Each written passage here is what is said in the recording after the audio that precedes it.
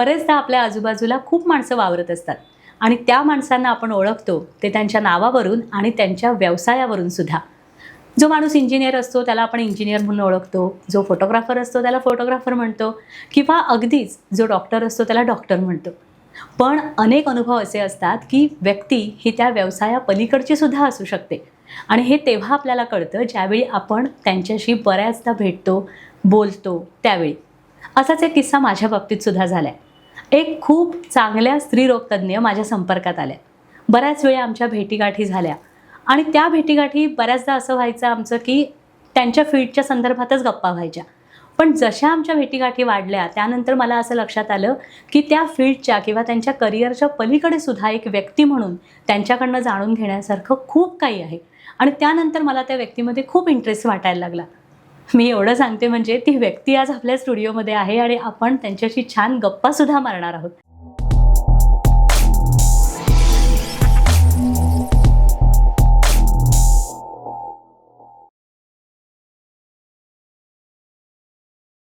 पूर्वाश्रमीच्या doctor अस्मिता अजित भागवत आणि आत्ताच्या doctor Anupriya Atul Gilankar या मॅडम आज आपल्याबरोबर आलेल्या आहेत आपल्या स्टुडिओमध्ये आणि आपण जाणून घेणार आहोत व्यवसायापलीकडे एक व्यक्ती म्हणून त्या कशा आहेत. तेव्हा स्वागत करूया त्यांचं स्टुडिओमध्ये. नमस्कार मॅडम.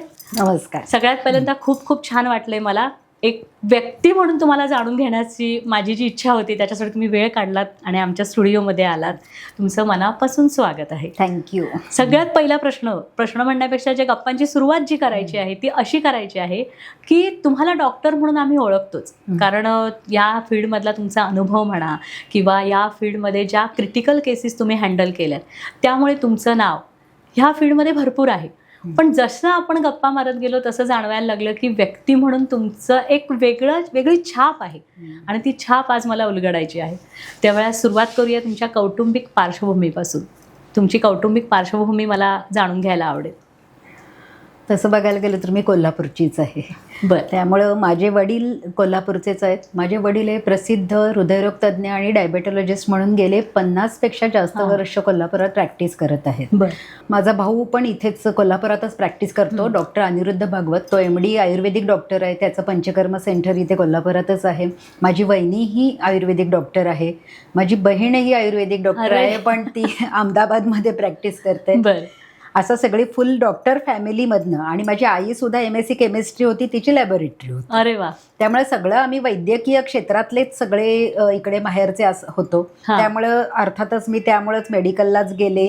हे असं झालं आणि त्याच्यानंतर लग्नही माझं एका डॉक्टर फॅमिलीमध्येच झालं. माझे मिस्टर डॉक्टर अतुल गिलाणकर हे पेडियाट्रिशियन आहेत, लहान मुलांचे डॉक्टर.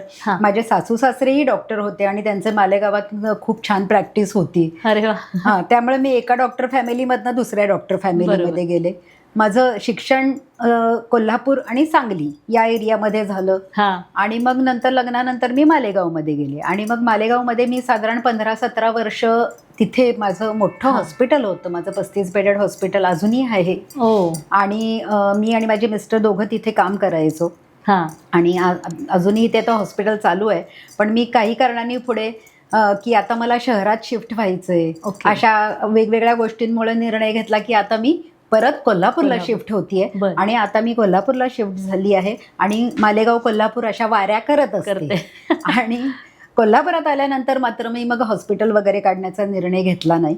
त्या इथं आल्यानंतर ठरवलं की नाही, आपण दुसरी जे हॉस्पिटल्स आहेत त्यांना अटॅचमेंट्स घ्यायच्या आणि मगच आपण आपलं काम करायचं. आणि मग हळूहळू असं करता करता करता मी सगळीकडे ऑपरेशन्स करायला जायला लागले किंवा कोणी डॉक्टरांना काही मदत लागत असेल तर तिथे मदत करायला जायला लागले, त्यांच्या रिप्लेसमेंट म्हणून जायला लागले. असं थोडंसं काम सुरू झालं आणि ते सुरू करता करता खूप नामांकित हॉस्पिटलमध्ये मी हळूहळू खूप रेग्युलर आता जायला लागले. आणि आता जवळजवळ 17पेक्षा जास्त हॉस्पिटल्समध्ये मी रेग्युलरली जाते ऑपरेशनसाठी.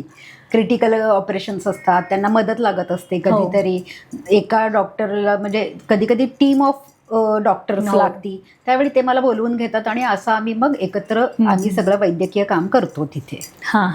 आता मालेगावचं तुमचं 35 बेडेड हॉस्पिटल आणि त्यानंतर कोल्हापूरला शिफ्ट व्हायचा हा निर्णय, म्हणजे खरं तर तुमचंच फील्ड असं नाही म्हणत आहे मी, कुठल्याही फील्डमध्ये हा डिसिजन घेणं भयंकर कठीण असतं की ज्यावेळी आपण त्या करिअरच्या टॉपवर असतो त्यावेळी तो जो असतो स्पेस तो तिथं सोडून परत नव्यानं सुरू करायचं. आणि ते का केलं तुम्ही, तर स्वतःसाठी स्पेस मिळावी म्हणून. असं आपण गप्पा जेव्हा मारला त्यावेळी तुम्ही मला म्हटलात की पण हे किती कठीण होतं हा निर्णय घेणं तुमच्या स्वतःसाठी मानसिक लेवलला, आणि तुमच्या दोन्ही कुटुंबांनी हा निर्णय कसा स्वीकारला? खरं तर तेच, दोन्ही कुटुंब डॉक्टर असल्यामुळं, वेल एज्युकेटेड असल्यामुळं, तसं तर आम्हाला दोन्हीकडेही विचारांचं खूप स्वातंत्र्य होतं. ओके. म्हणजे कुठलीही गोष्ट करताना जर तुमच्या डोक्यात विचार आला, तुम्हाला काही करायचं झालं तर असं खूप दुसऱ्याला समजावून देत बसायला लागलं नाही किंवा दुसऱ्याच्या होकाराची वाट बघायला लागली नाही आम्हाला. माहेरी असू दे नाहीतर सासरी असू दे, खूप फ्रीडम ज्याला म्हणतात तसं खूपच फ्रीडम होतं. आणि त्यामुळं मी जेव्हा हॉस्पिटल सुरू झाल्यानंतर थोडे वर्षांनी असं वाटायला लागलं की अरे आपण खूपच काम करतोय, खूप काम करतोय, रात्रंदिवस काम चालू आहे. म्हणजे गायनेकॉलॉजी आणि पेडियाट्रिशियन हे दोन्हीही असे क्रिटिकल मेडिकल सेवा असल्यामुळं काय झालं की आम्ही रात्रंदिवस कामच करायचो. आणि तशी 10-15 वर्ष झाल्यानंतर लक्षात यायला लागलं की अरे आता कर्ज पण संपलेली आहे, सगळ्या जबाबदाऱ्या हळूहळू कमी होत गेलेल्या आहेत आणि आता त्याच्यानंतर आपण आपलं आता आयुष्य जगायला सुरुवात करूया. बरं, महत्वाचं म्हणजे स्वतःकडे लक्ष द्यायला सुरुवात करूया, हेल्थ वाईज किंवा काही आपण जो आयुष्यात आनंद घेत नाहीये तो घ्यायला सुरुवात करूया. असे जेव्हा डोक्यात विचार यायला सुरुवात झाली त्यावेळी आम्ही दोघांनी थोडाफार रिटायरमेंटचा निर्णय घेतला. आणि दोघंही आम्ही पीकवर असताना हा निर्णय घेतला. मग त्यावेळी मी विचार केला की आपण मालेगावमध्ये राहण्यापेक्षा आपण कुठेतरी शहरात शिफ्ट होऊया. बरोबर. आणि मग कोल्हापूर हे माझं माहेरचं गाव असल्यामुळे मी तो निर्णय घेतला की आपण कोल्हापूरमध्ये शिफ्ट होऊया. आणि माझं हॉस्पिटल मी भाड्याने दुसऱ्यांना चालवायला दिलं आणि मग मी शिफ्ट झाले इकडे. हा मुख्य म्हणजे स्वतःकडे लक्ष देणे हा महत्वाचा त्याच्यामध्ये हे होता.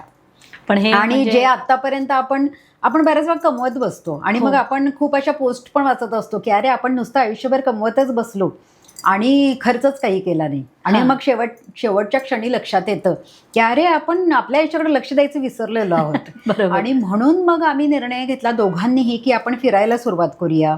मग ट्रेकिंग, ट्रॅव्हलिंग, व्हॉटेव्हर असेल किंवा जे काही कुठे आपल्याला जे काही करावं असं वाटलंय 15 वर्षात आणि आपण केलेलं नाहीये ते सगळं करायला सुरुवात करूया.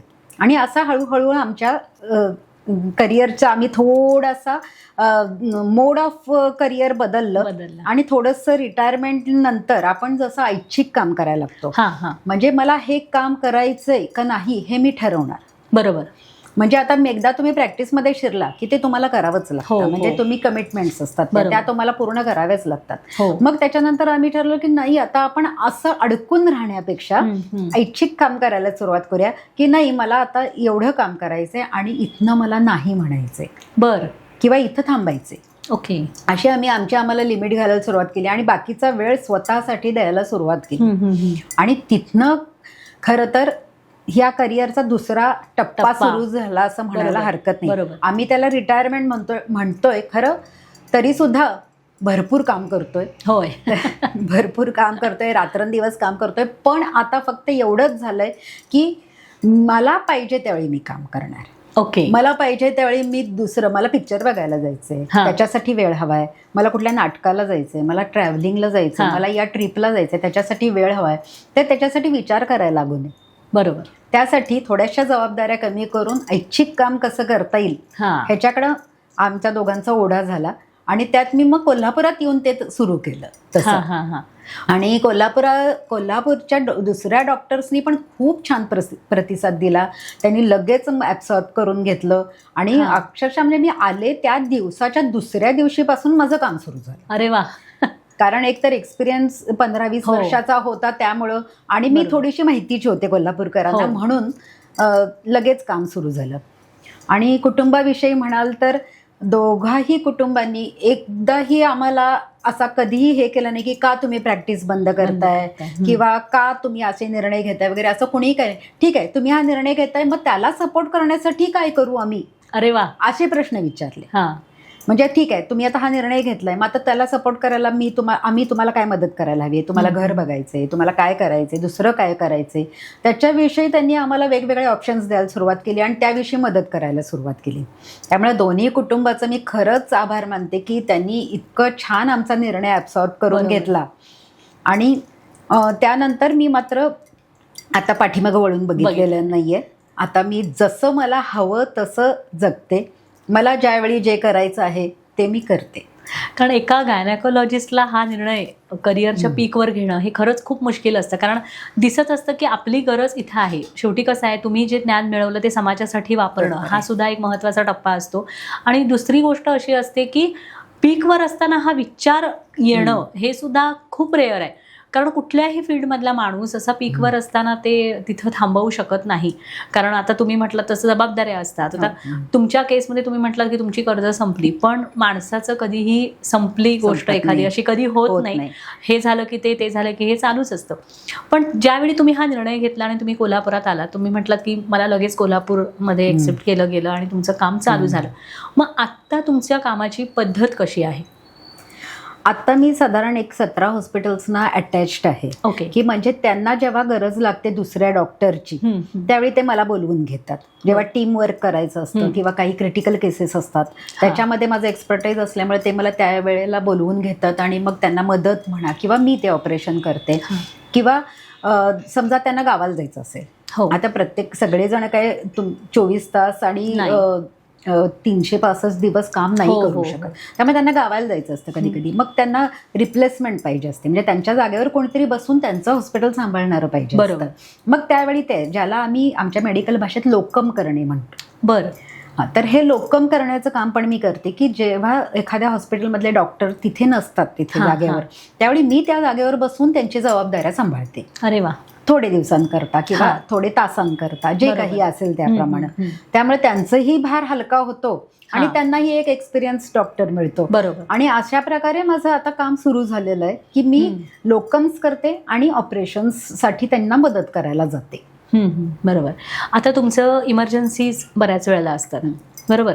मग इमर्जन्सीच्या ज्या वेळा असतात तर त्या वेळा तुम्हाला आता ॲज अ गायनाकोलॉजिस्ट तुम्हाला त्या कन्सिडर कराव्याच लागतात तुमच्या ह्या सगळ्यामध्ये. मग तुम्ही असं म्हटलं की तुम्ही ऐच्छिक काम घेता, मग ते तुम्ही कसं हे करता की तुम्ही असं सांगता का की बा महिन्यातले इतके दिवस मी अवेलेबल आहे, बरोबर असं सांगता का? हो, म्हणजे मी काय करते, जेव्हा आता मला ट्रिपला जायचंय किंवा कुठे जायचंय किंवा 3-4 तास जरी मी नसले तर मी त्या हॉस्पिटल्सना कळवते की मी हे 3-4 तास तुम्हाला भेटणार नाहीये. बरं. किंवा हे मी 8 दिवस तुम्हाला भेटणार नाहीये, हे मी नसणार आहे. त्यामुळे जाताना ट्रिपला जाताना किंवा येताना माझे त्यांना मेसेजेस जात असतात किंवा ऑफिशियली मी सांगते त्यांना की मला आता जमणार नाही, ही माझी ट्रिप ठरलेली आणि मी तिथे जाणार आहे. किंवा आम्ही ऍडजस्ट करू म्हणजे त्यांच्या तारखा आणि माझ्या तारखा आम्ही ऍडजस्ट करून हे करतो. पण आता मी एवढं करते की मन मारून काही करत नाही. बरोबर.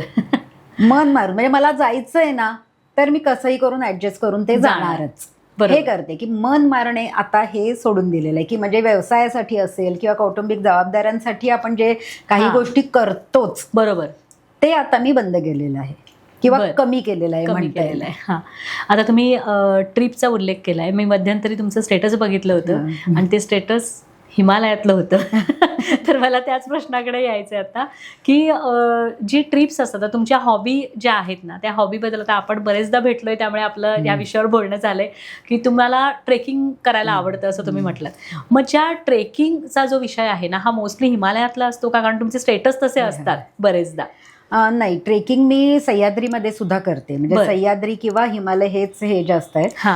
पण उलट सह्याद्रीमधले मला वाटते माझे जवळजवळ आतापर्यंत 50 पेक्षा जास्त ट्रेक्स झाले असतील. म्हणजे मी मालेगावला असताना नाशिक आणि इगतपुरी वगैरे या एरियामधले ट्रेक्स होते. किंवा इथं कोल्हापूरला आल्यानंतर तर आपल्याकडे अगणित सह्याद्रीचं सौंदर्य पडलेलं आहे आणि गड किल्ले असं करत करत मी वेगवेगळ्या ग्रुप्सना जॉईन झाले आणि मग त्यांच्याबरोबर गड किल्ले करायचे, ट्रेक्स करायचे, असे छोटे छोटे ट्रेक्स.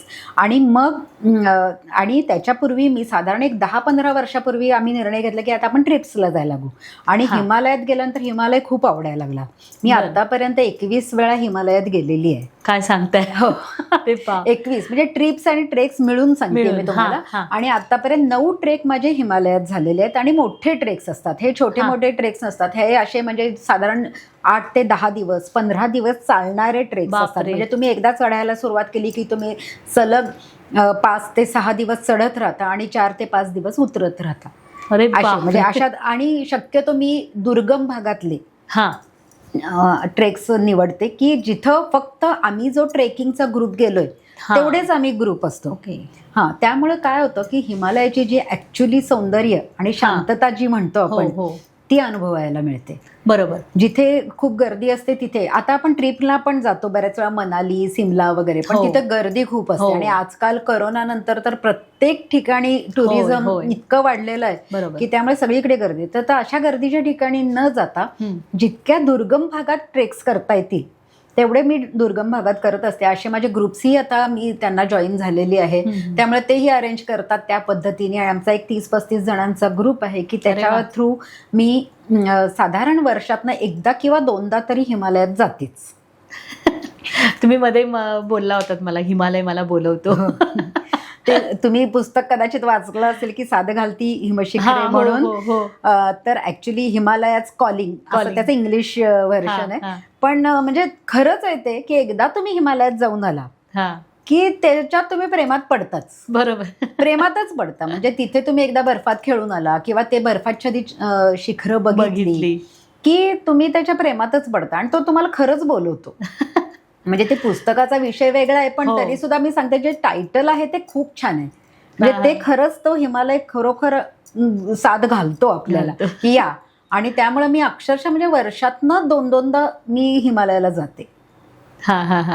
मला एक विचारायचं आहे की आता तुम्ही बऱ्याचदा सोलो ट्रेक्स पण करत असाल किंवा सोलो ट्रिपचं हे, कारण ट्रिप हा वेगळा विषय आहे, पण ट्रेकला जेव्हा तुम्ही सोलो जाता त्यावेळी तुम्हाला असं काही तुमच्या इतक्या वर्षांच्या अनुभवातनं असं काही अनुभव आलेत का की बाबा म्हणजे आता ह्याच्यानंतर मी जाईन की नाही कोल्हापूरला, असं कधी झालंय का तुमच्या बाबतीत? झाला होता. आमचा एक ट्रेक होता ज्याच्यामध्ये आम्ही एका खालीमंदिरी नावाच्या पोस्टला होतो तिथे.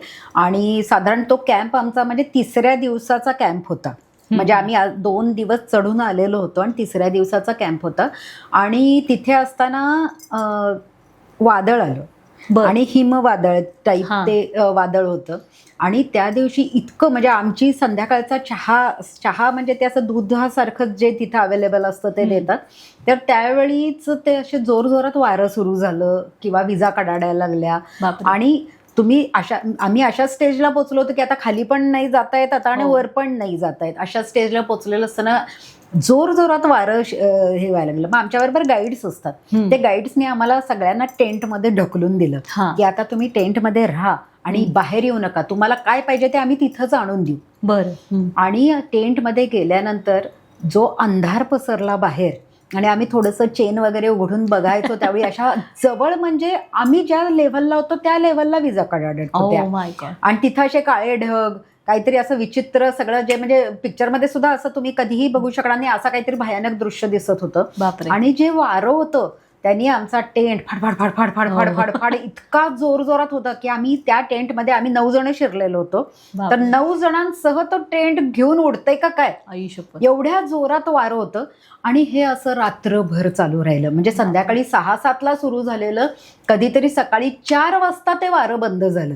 अरे बापरे. त्यावेळी आम्हाला वाटलं की आम्ही आता काही ह्याच्यातनं बाहेर जात नाही आणि अजिबात आम्हाला आता घरच्यांची तोंड दिसणार नाहीयेत असं नक्कीच वाटलं होतं. म्हणजे ती रात्र अशी भयानक रात्र म्हणून आम्ही सगळेजण जागत होतो. आणि जे आम्ही आतले 8-9 जण होतो ते म्हणजेच आता हेच आपले आता म्हणजे मरणाचे साथीदार म्हणून आम्ही एकमेकाला अक्षरशः शेवटच्या गोष्टी बोलायला सुरुवात केलेली होती त्यावेळी, कारण खूपच भयानक हे आलं होतं.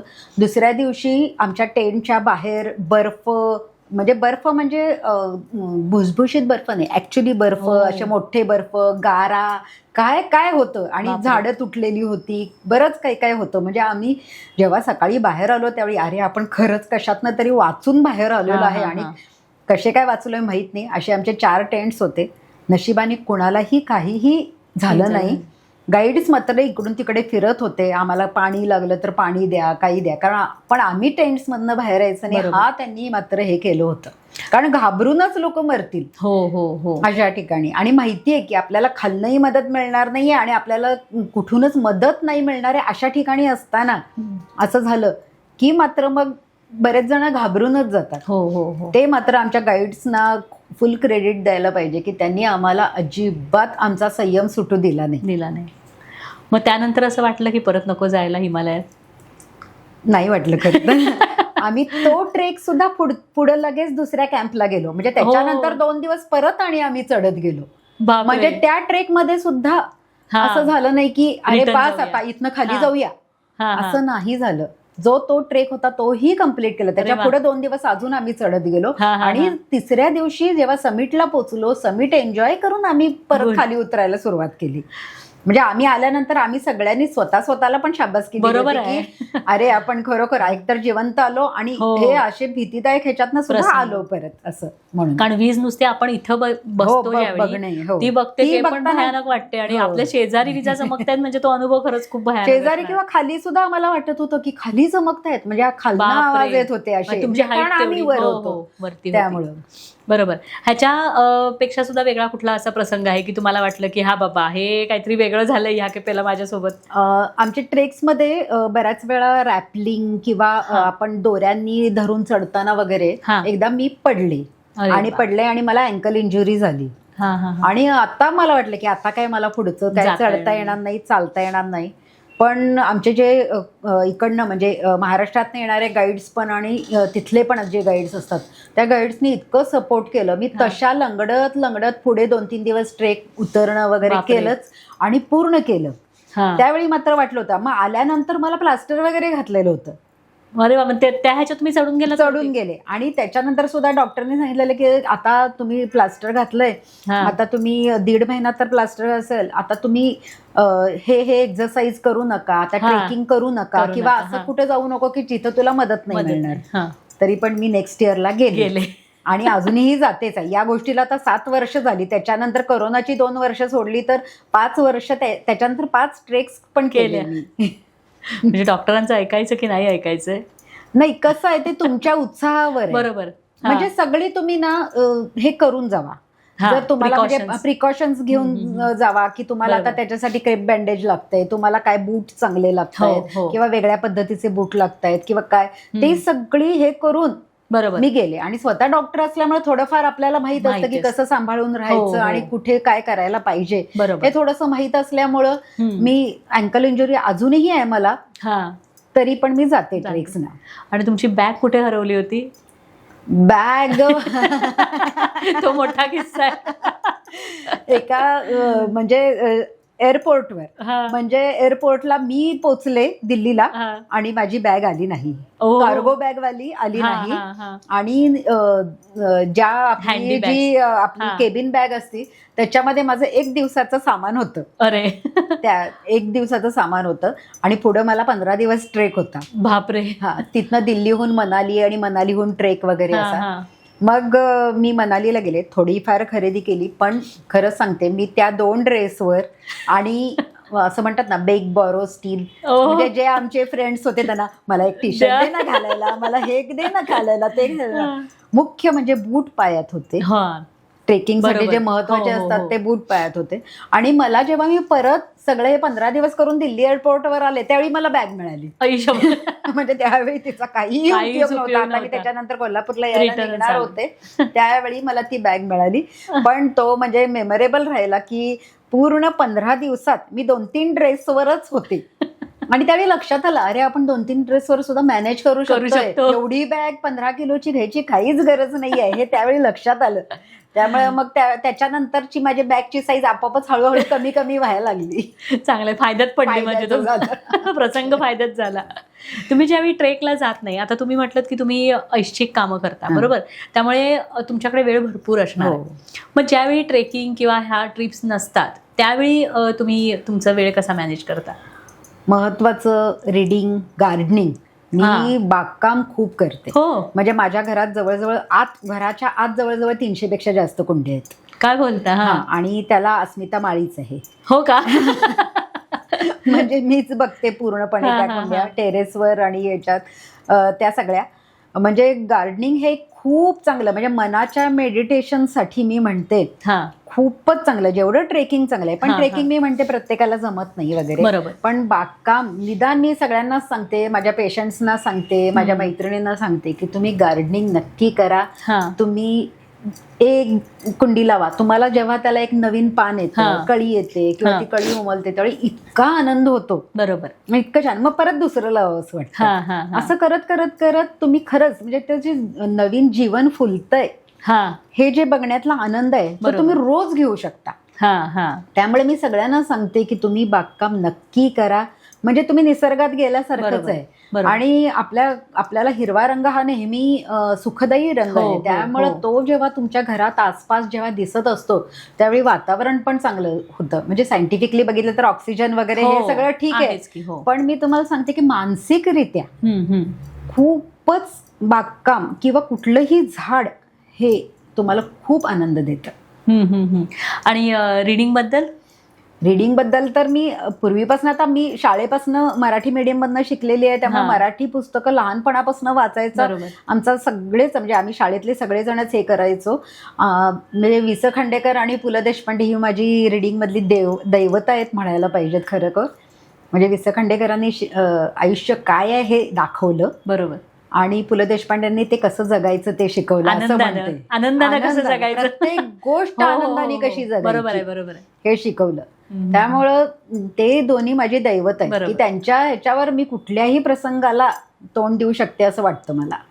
छान छान. तुम्ही आता इतकं ट्रेकिंग केलंय, हिमालय हा खरोखर सगळ्यांच्या जिव्हाळ्याचा विषय आहे की त्याचं चित्र बघितलं तरी सुद्धा आपल्याला एक प्रकारची शांतता जाणवते. बरोबर. तुम्ही तर प्रत्यक्ष बऱ्याच वेळा तिथे जाऊन आलात, तर तुमच्या व्यक्तिमत्वावर ह्या हिमालयाच्या ट्रेकिंगचा काय परिणाम झाला असा, म्हणजे तुमचं काय चेंजेस झाले तुमच्या विचारांमध्ये किंवा स्वभावामध्ये?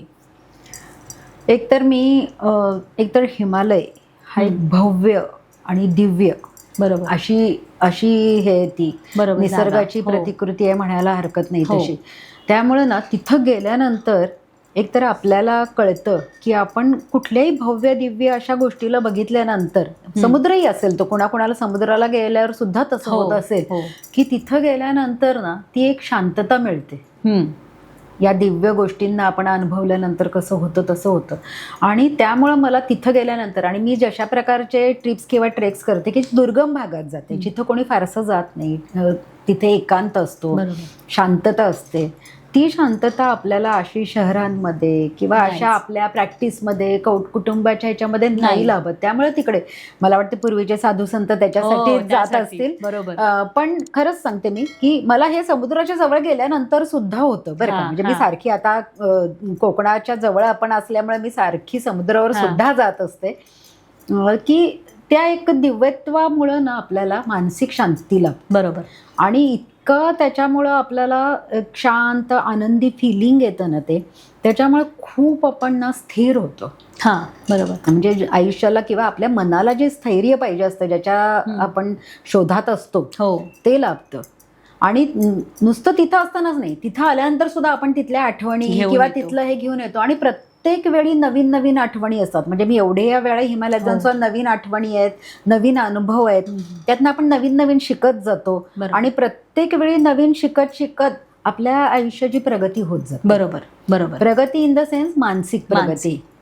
आणि तेच आपल्याली मानसिक आणि इमोशनल प्रगती हीच आपल्याला आता सध्याच्या आयुष्यात फार महत्वाची आहे. हो हो. आणि त्यामुळे सुद्धा आता मी या मे महिन्यात सुद्धा ट्रेकला चाललेली आहे. आणि आता जानेवारीत सुद्धा एका ट्रेकला जाऊन आले. हो. मे महिन्यात कुठला प्लॅन आहे? मे महिन्यात एक नागसौर म्हणून आहे, तो आपल्याला आता म्हणाल हिमाचल एरियामध्ये आहे. आणि आता जानेवारीमध्ये मी तुंगनाथ चंद्रशिलाचा उत्तराखंड मधला ट्रेक करून आले. Good good. ज्यावेळी तुम्ही, आता तुमचं फील्ड आहे हे गायनेकोलॉजी आहे, गायनेकोलॉजिस्टकडे जेव्हा एखादं पेयर येतं किंवा कुणीही गायनेकोलॉजिस्टची जी कन्सेप्ट आहे त्याच्यासाठी जेव्हा एखादं कोण तुम्हाला अप्रोच करतं, त्यावेळी काउन्सिलिंग हा खूप मोठा भाग असतो की ॲक्च्युली त्या व्यक्तीला काय झालं आहे किंवा काय करायचं आहे. समजा प्रेग्नन्सी प्लॅन करण्यासाठी सुद्धा लोक येतात, अप्रोच होतात, तर त्यावेळी त्या पेयरची मानसिकता खूप वेगळी असते. तर त्यामुळे तुमच्या ह्या व्यवसायाचा सगळ्यात महत्त्वाचा पाया म्हणेन मी खरं तर काउन्सिलिंग आहे. तर तुम्हाला ह्या सगळ्या अनुभवांचा तिथं नक्कीच उपयोग होत असणार, की मग ते तुम्ही काउन्सिलिंगमध्ये कसं वापरता, की त्यांना काउन्सिलिंग करताना की बाबा हां, म्हणजे थोडक्यात कसं आहे की जर ती व्यक्ती, ते पेयर किंवा एनिबडी, ते जर पॉझिटिव्ह नसेल तर त्या उपचारांचा त्यांना फायदा होणार नाही. मग ते काउन्सिलिंगमध्ये तुम्ही कसं यूज करता? ॲक्च्युली खरं सांगायचं तर कुठलाही डॉक्टर त्याच्याकडे लोक तक्रारीच घेऊन हो येतात. हो हो म्हणजे खूप कमी साध्या सल्ल्यासाठी किंवा पॉझिटिव्ह सल्ल्यासाठी खूप कमी येतात आणि तक्रारी घेऊन जास्त हो. येतात. त्यामुळे मीच नाही, कुठल्याही डॉक्टरला हां खूप पॉझिटिव्हिटी स्वतःमध्ये बाळगावी लागते. बरोबर. म्हणजे जर जी गोष्ट आपल्याकडे नाही हं. ती आपण दुसऱ्याला देऊ शकत नाही हे मी मानते. हो म्हणजे तुमच्याकडे शांती पाहिजे, तुमच्याकडे आनंद पाहिजे, तुमच्याकडे पॉझिटिव्ह थॉट्स पाहिजेत, हां तर तुम्ही ते दुसऱ्याला देऊ शकाल. बरोबर. म्हणजे तुम्ही निगेटिव्ह राहून ते शक्य अजिबातच नाही. तुम्ही दुसऱ्याला ते देऊ हो. शकत नाही. म्हणजे जी गोष्ट तुमच्याकडे नाही ती तुम्ही दुसऱ्याला देऊ नाही, शकत नाही, देऊ असं शकत माझं नाही. म्हणणं आहे. बरोबर. त्यामुळं या सगळ्या गोष्टींचा आता इतक्या लोकांना भेटते मी वेगवेगळ्या ट्रिप्समध्ये, ट्रेक्समध्ये किंवा वेगवेगळ्या संस्थांशी पण मी आता खूप रिलेटेड आहे. तिथे पण मी खूप लोकांना भेटते. त्यामुळे तिथे आता हा खूप हे झालं की माणसांना भेटून भेटून भेटून प्रत्येकाचे स्वभाव माहीत झाले.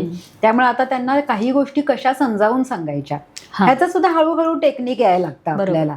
आणि मग ते आता हळूहळू सगळ्याच डॉक्टरांना यायला लागतं. म्हणजे कारण वर्षानुवर्ष रोजचे 50-60 लोकांशी तुम्ही भेटता, बोलता, त्याच्यामध्येच यावं लागतं. तसंच माझंही आता डेव्हलप झालेलं आहे आणि त्यामुळं मी बऱ्याच वेळा काउन्सिलिंग पेशंट्सचं करत असते आणि बऱ्याच वेळा त्यांना त्याचा उपयोग होतो असं त्यांच्याकडनं फीडबॅक येतो की नाही मॅडम तुमच्याशी बोलून खूप छान वाटलं, पॉझिटिव्ह वाटलं खूपच आणि कुठेतरी काहीतरी मार्ग सापडला. बरोबर. म्हणजे मी त्यांना काय सांगते की तुम्ही त्याच परिस्थितीमध्ये घुटमळत राहण्यापेक्षा, त्याचाच विचार करण्यापेक्षा थोडंसं त्यातनं बाहेर पडून एक त्रयस्थ म्हणून विचार करा, थोडासा बाहेर येऊन विचार करा आणि मग ठरवा की तुम्हाला काय करायचंय. ओके. आणि मग त्या कपलला असेल किंवा अजून कुठली स्त्री माझ्याकडे पेशंट म्हणून आली तर मी तिला सांगते की कुठली मानसिक समस्या घेऊन आली तर आम्ही मेडिकल उपचार तर आम्ही नक्कीच करणार आहे, पण मानसिक समस्या घेऊन सुद्धा येतात. आणि आता हल्लीच्या तर युगामध्ये सगळ्यांनाच कामं खूप जास्त असल्यामुळे, स्ट्रेस खूप जास्त असल्यामुळे मानसिक समस्या खूप येत आहेत. बऱ्याच वेळा असे लोक येतात की म्हणजे नवरा बायकोचं सुद्धा भांडण असतं किंवा नवरा सांगतो बायकोला हे सांगा, बायको म्हणते नवऱ्याला हे सांगा, सासू सुना असतं बऱ्याच वेळा असं असतं. त्यावेळी आम्ही त्यांचेही प्रॉब्लेम सोडवण्याचा प्रयत्न करतो, काहीतरी सुवर्ण मध्य गाठायचा आणि दोघांनाही खुश करायचं. बरोबर. हे आमचं बरंच काम असतं. म्हणजे ॲज अ डॉक्टर बऱ्याच वेळा ही अशी परिस्थिती येते की आम्हाला दोघांनाही सांभाळून घ्यायला लागतं. कधी बाई तू बाहेर जा, तुला समजावते, तू मग सासूला बोलव, त्यांना समजावते, अशा बऱ्याच वेळा येतात. आणि त्याच्यामधनं पॉझिटिव्ह कसं होईल आणि फक्त पॉझिटिव्ह म्हणजे मेडिकली नाही तर त्या दोघींचं नातं पण कसं चांगलं होईल हेही विचार करतो की ते झालं तर पुढं सगळं चांगलं होणार आहे. तिच्या घरातली परिस्थिती चांगली राहिली तर त्या पेशंटला आपण जे देतोय औषध किंवा ट्रीटमेंट देतोय किंवा सल्ला देतोय त्याचा जास्त चांगला अनुभव येणार आहे. त्यामुळे तेही आमचं एक काम आहे की काउन्सिलिंग करणं आणि मुख्य म्हणजे सगळ्यांना पॉझिटिव्हिटीकडे घेऊन जाणं, आनंदाकडे घेऊन जाणं, शांततेकडे घेऊन जाणं, हेही एक आमचं कामच आहे. ॲज अ डॉक्टर तुम्हाला असा मला प्रश्न विचारायचा आहे की आत्ता लग्नाची वय वाढली आहेत, त्यामुळे ज्या क्रिटिकल कंडिशन्स स्पेशली प्रेग्नन्सीच्या वेळी येतात तर ते पेअर्स तुमच्याकडे बरेच येत असतील की बाबा आता वेळ निघून गेली आहे तर इश्यू तर पाहिजेच आहे आपल्याला.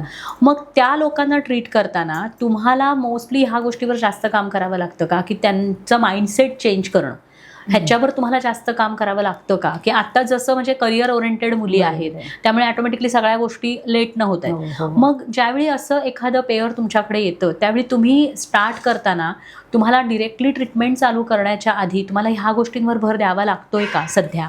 हो, आम्ही त्या कपलशी बराच वेळा बोलतो. म्हणजे बराच वेळ बोलतो आणि जाणून घेतो की ऍक्च्युली दोघांचे विचार काय आहेत. बरोबर. म्हणजे मुलाविषयीच असं नाही, एकूण त्यांच्या जीवनाविषयी किंवा त्यांचं कपल लाईफ कसं चाललेलं आहे ह्या पण गोष्टी आम्ही जाणून घेतो. कारण ह्या खूप इफेक्ट करतात त्यांच्या एकूण ऑब्स्टेटिक हिस्ट्रीवर की म्हणजे त्यांना मूल होणार आहे का नाही ही वेगळी गोष्ट आहे. बरोबर.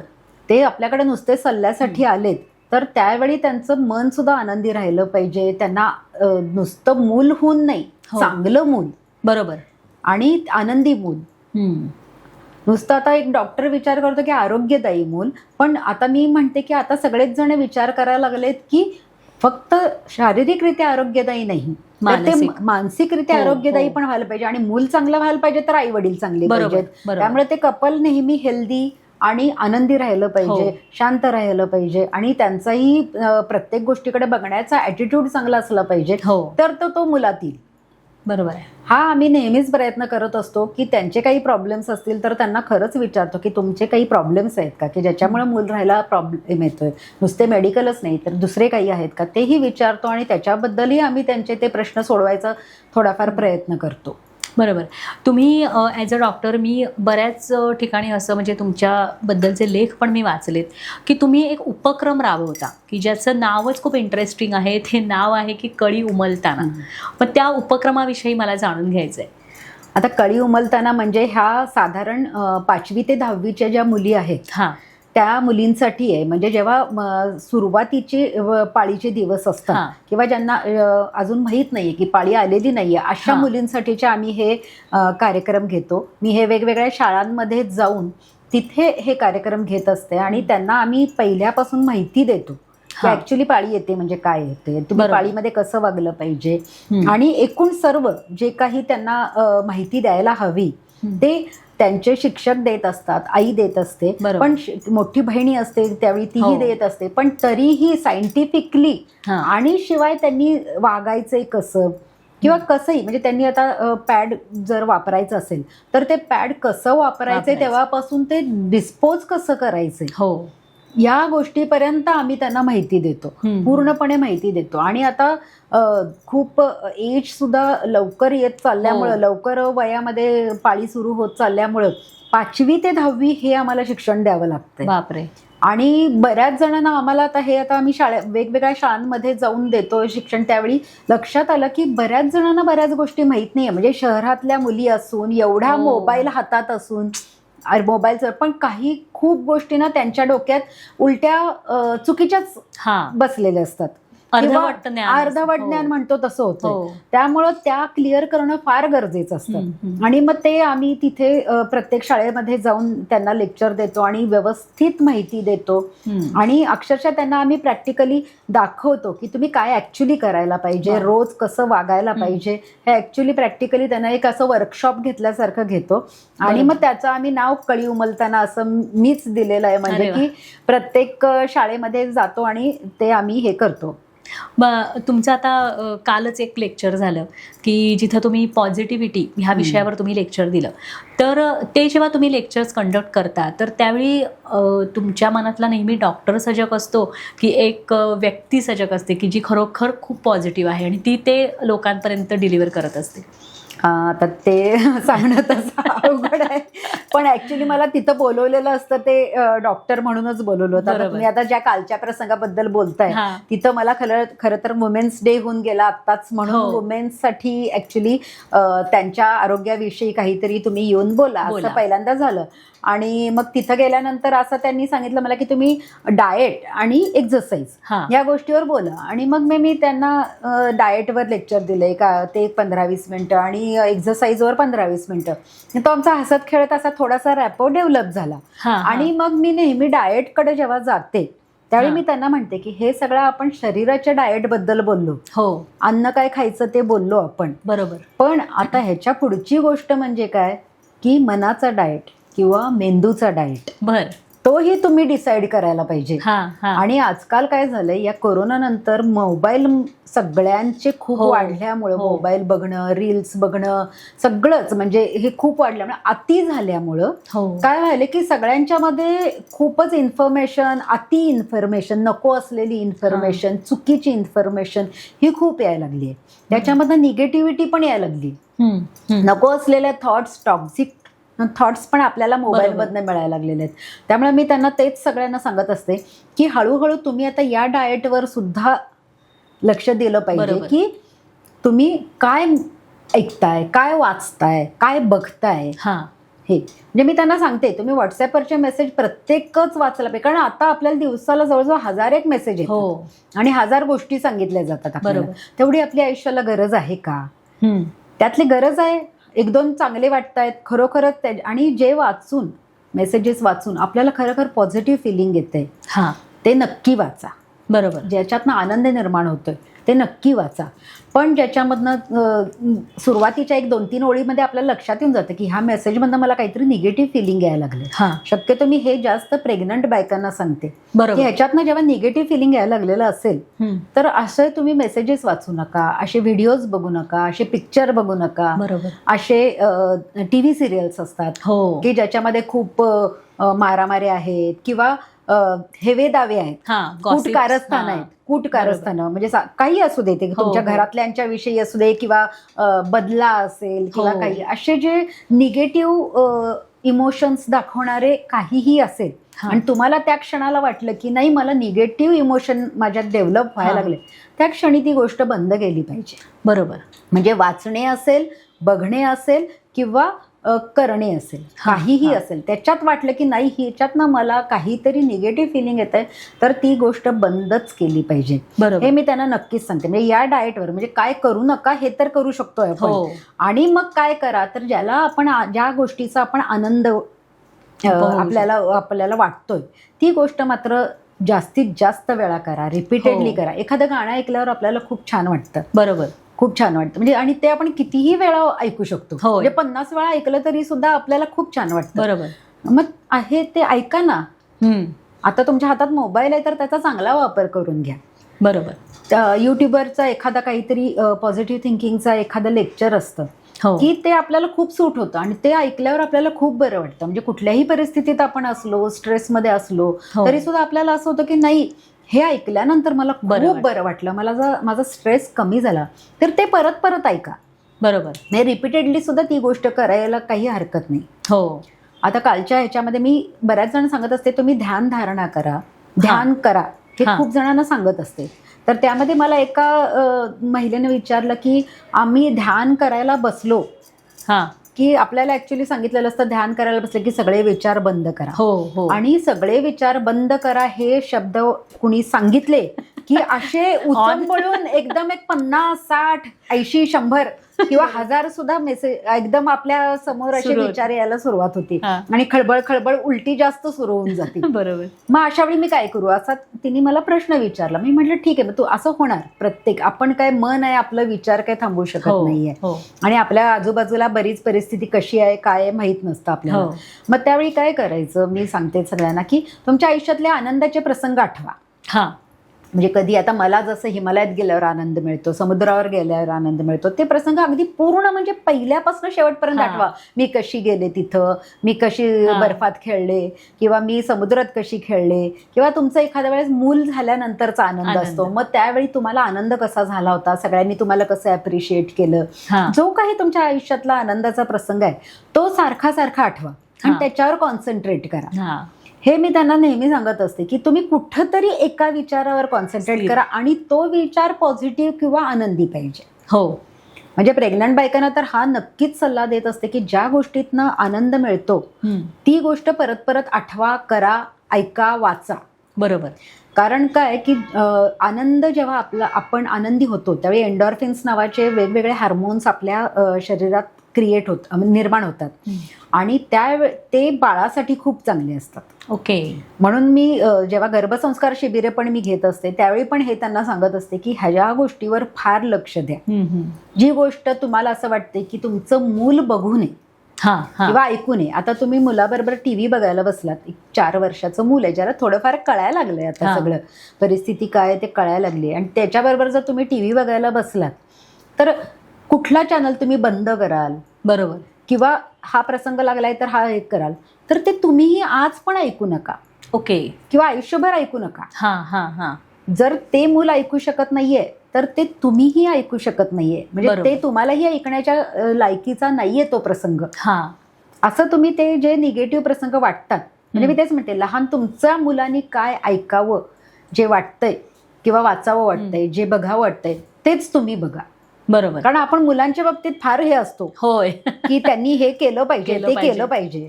बरोबर. आणि एक मी सांगत असते सगळ्यांना, कालच्या लेक्चरमध्येच म्हणले, कुठल्याही गोष्टीचा अतिरेक करू नका. मग ती चांगली गोष्ट का असेना. अतिरेक केला, अट्टहास केला की ती वाईट व्हायला लागते दुसऱ्यासाठी पण, शक्यतो मुलांवर. बरोबर. काल म्हणजे हा एकीने प्रश्न विचारला होता की माझं मूल ऐकत नाही वगैरे असं म्हणून. त्यावेळी मी त्यांना तेच सांगते, कुठल्याही गोष्टीचे जेव्हा त्या मुलाला कळेल की हे चांगली गोष्ट आहे किंवा माझ्यासाठी चांगलं सांगत होती आई माझी, त्यावेळीच ते करेल. तुमचं ऐकून ते करणार नाही. आणि एक दुसरं सांगत असते की मी जर तुम्हाला वाटतंय की मुलांनी मोबाईल सारखा घेऊ नये तर तुम्ही घेऊन उपयोग नाही. म्हणजे पुढची पिढी आहे ना, ती आपलं ऐकत नाही, ती आपलं अनुकरण करते, मिमिक करते. त्यामुळे तुम्ही जर पुस्तक हातात घेऊन वाचायला सुरुवात केली तरच ते मूल पुस्तक वाचेल. तुम्हाला जर मुलांनी पुस्तक वाचायचंय आणि तुम्ही मोबाईलमध्ये गेम खेळत बसलाय किंवा रील्स बघत बसलाय तर ते मूल अजिबातच पुस्तक वाचणार नाही. ते पण मोबाईलसाठीच हे होणार. आणि ही पिढी तर खूप टेक्नोसेव्ही आहे. त्यामुळे आपल्यापेक्षा त्यांना जास्त कळते. आपण पासवर्ड घातले तरी सुद्धा ते काढून हे करतात. त्यामुळे तुम्हीच मोबाईल जास्त हे करू नका. मोबाईलची खूप गरज आहे हे त्यांना दाखवूच नका.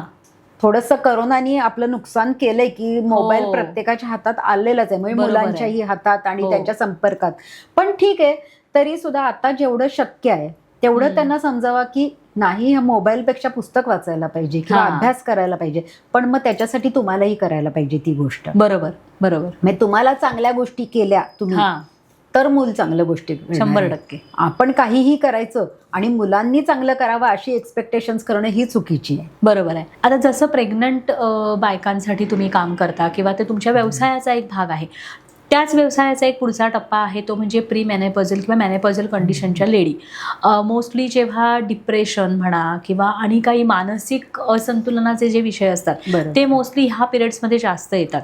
कारण हे जेव्हा वयाचा टप्पा असतो त्यावेळी त्या लेडीजची मुलं मोठी झालेली असतात, थोड्याशा जबाबदाऱ्या कमी झालेल्या असतात आणि त्यावेळी ती कुठेतरी स्वतःसाठी वेळ काढायचा प्रयत्न करत असते आणि त्याचवेळी ही कंडिशन तिच्या लाईफमध्ये येते की काय होते ते कळत नाही, हार्मोनल चेंजेस होतात, अचानक चिडचिडेपणा वाढू शकतो किंवा त्याच्याशी रिलेटेड बऱ्याच गोष्टी होत असतात. तर अशा जेव्हा पेशंट तुमच्याकडे येतात त्यावेळी तुम्ही त्यांना कसं ट्रीट करता? कारण त्याच्यामध्ये पण काउन्सिलिंग हा सगळ्यात मोठा भाग आहे औषधांपेक्षा सुद्धा. मग ती तुमची वे ऑफ ट्रीटमेंट कशी असते?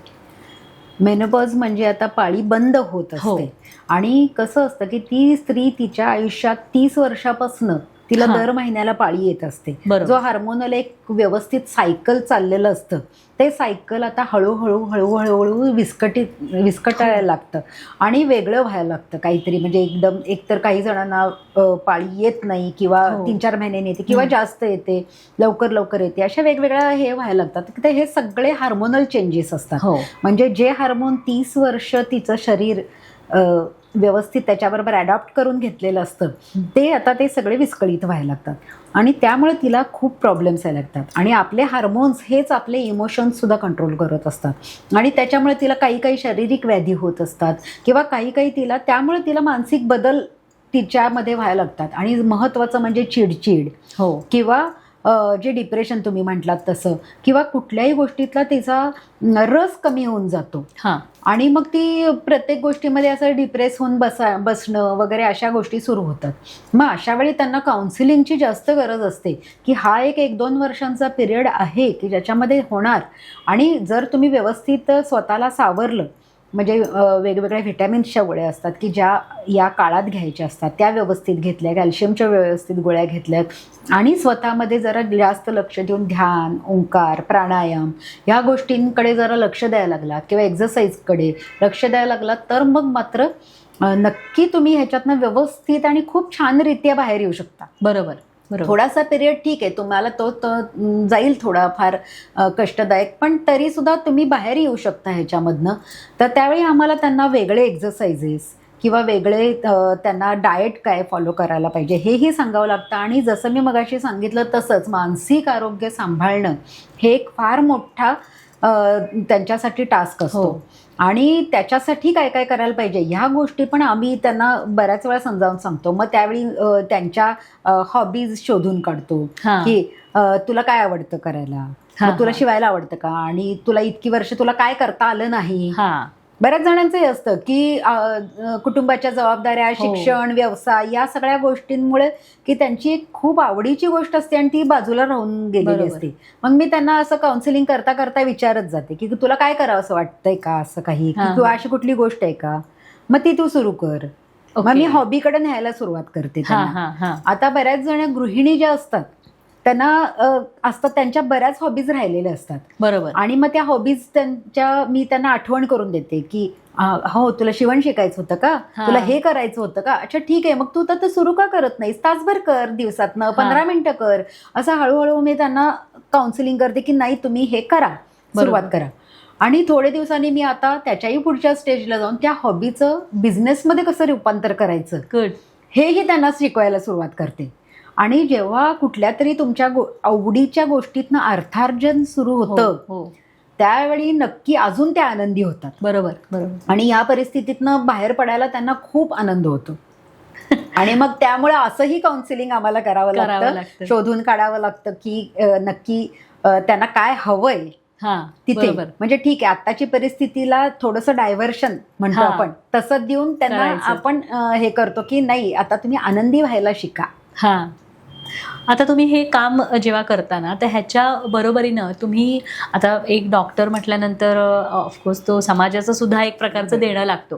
मग सामाजिक काम म्हणजे सामाजिक उपक्रम असे काही तुम्ही करता का की जेणेकरून कसं तुमच्या ह्या नॉलेजचा, आता तुम्ही फुल टाईम तरी हा व्यवसाय करत नाहीये, तुम्ही अटॅच आहात अनेक हॉस्पिटलशी, त्यामुळे तुमच्याकडे वेळ भरपूर राहतो.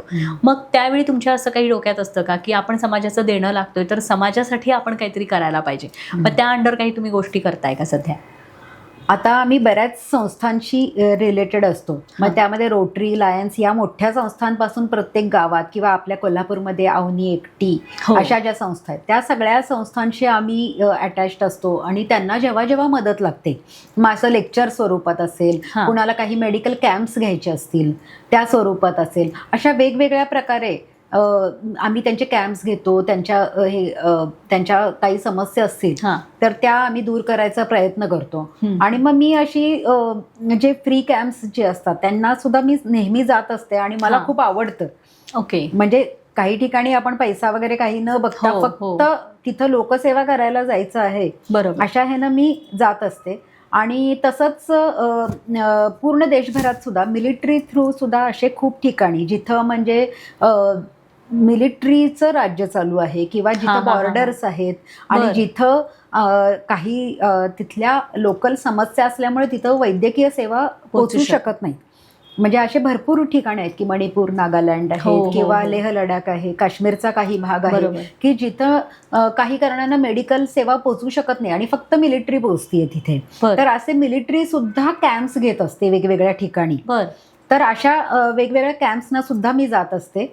आणि आता मागच्या वर्षी मी मणिपूरला जाऊन आले. मणिपूर म्यानमार बॉर्डरला गेले होते मी, जिथं फारच प्रॉब्लेम चालू होते आणि तिथे एकदम सेन्सिटिव्ह एरिया होता. आणि म्हणजे अनुभव म्हणून खरंच सांगायला हरकत नाही की इतका सेन्सिटिव्ह एरिया होता की तिथे पोलीस स्टेशन सुद्धा जाळून टाकले होते. इतकं सेन्सिटिव्ह एरिया होता आणि अशा ठिकाणी आम्हाला नेलं होतं. आणि आम्ही 9 डॉक्टर्सच्या टीमला जवळजवळ 200 मिलिटरीचे लोक आम्हाला प्रोटेक्ट करत होते. बापरे. अशा ठिकाणी आम्हाला नेलं होतं आणि तिथे आम्ही लोकांना सेवा देत होतो. की लोक पण खूप खुश झाली. आणि थोडंसं हे की मिलिटरीमधलं आणि त्या लोकांमधली सद्भावना सुद्धा डेव्हलप व्हावी, बरोबर हे पण तिथला हेतू. आणि त्यांना मेडिकल मदत पण मिळावी. मग तिथे काही ठिकाणी आम्हाला काही ऑपरेशन्स पण करावी लागली. मग तिथे जे हॉस्पिटल्स बंद पडलेली आहेत तिथे आम्ही जाऊन तिथे मेडिकल सेवा उपलब्ध करायला सुरुवात करतो. असं थोडंफार होतं. आणि आता परत मी आता पुढच्या महिन्यात नागालँडला चाललेली आहे सेम कामासाठी, मिलिटरी बरोबरच. कारण खरं तर हे म्हणजे वाखाणण्याजोगी ही गोष्ट आहे म्हणायला पाहिजे. कारण ज्यावेळी तुम्ही ठरवलं की ठीक आहे माझं आता मी थोडीशी रिटायरमेंट घेते, पण असं म्हणतात ना रिटायरमेंट घेतल्यानंतर सुद्धा माणूस फार बिझी असतो, तसं मला आता वाटायला लागले. नाही खरंच झालेलं आहे तसं. पण तेच सांगते ज्या गोष्टीत आनंद मिळतो ते मी गोष्टी करते जास्त. बरोबर. म्हणजे मला जर आता वाटलं की नाही मला उद्या हे नाही करायचं तर मी तिथे ठरवते की हे नाही करायचं आणि हे मला नाही करायचंय ना मी इथे जाणार नाहीये असं मीही ठरवते. बरोबर. आणि मी ते म्हणते मी की ऐच्छिक त्या गोष्टीला ऐच्छिक म्हणते की जेव्हा मला नाही जायचंय त्यावेळी नाही म्हणायला शिकले मी. खरंच म्हणजे मी आता खरंच सगळ्यांना असा सल्ला देईन की कुठं थांबायचंय ते शिका आणि नाही म्हणायला शिका. बरोबर. कारण आपण करतच राहतो म्हणजे मी फायनान्शियली सुद्धा मी सांगते की आपण पैसे मिळवण्याच्या मागं इतके लागतो हो की हळूहळू हळूहळू आपण मिळवतच राहतो. आणि आता सध्या सगळीकडे इन्व्हेस्टमेंट करा हे असं सगळंच आहे. इन्व्हेस्टमेंट करत राहतो आपण, बरोबर. पण कधीतरी अशी पण वेळ येऊ द्या की आता मला खर्च करायचा आहे, हो आता मला एन्जॉय करायचं. बरोबर. असं त्यामुळं आपण बरेच व्हॉट्सॲपला हे वाचत असतो. मी तेच सांगते की ठीक आहे, ते पण करा, बचत पण करा, इन्व्हेस्टमेंट्स पण करा, पण काही भाग खर्च पण करा. मी एक उदाहरण देईन तुम्हाला किंवा एक प्रसंग सांगेन तुम्हाला. माझे चुलत सासरे, माझ्या मिस्टरांचे काका, त्यांनी जेव्हा मी लग्न होऊन आले आणि त्यांच्या लक्षात आलं की मी व्यवस्थित माझी प्रॅक्टिस चालू झालेली आहे वगैरे असे, ते एक दिवस माझ्या कन्सल्टिंगला आले आणि मला म्हणाले की बेटा तू मिळवतेस ना, 100 रुपये मिळवले ना, 50 रुपये कदाचित तुझा खर्च असेल, 30 रुपये तू बचत कर, पण 20 रुपये कसेही उडव. म्हणजे कसेही खर्च कर, तुला ज्या गोष्टीवर खर्च करावासा वाटतोय त्या गोष्टीवर खर्च कर. बरोबर. 20 रुपये तरी खर्चच कर. म्हणजे तू त्याच्यामध्ये अजिबात इन्व्हेस्टमेंट करायची आहे किंवा काही हे करायचं त्याच्यामध्ये मी आता कशाला आहेत पैसे तर वाचवून ठेवते वगैरे असं काहीही बघू नको. आनंद घे त्या 20 रुपयांचा. बरोबर आहे. असं त्यांनी मला अगदी प्रॅक्टिसच्या सुरुवातीला सांगितलं होतं आणि मी ते आजही फॉलो करते. नाही, कारण कसं होतं, आपण कमवतो साठवतो म्हणजे ही चेन न संपणारी असते.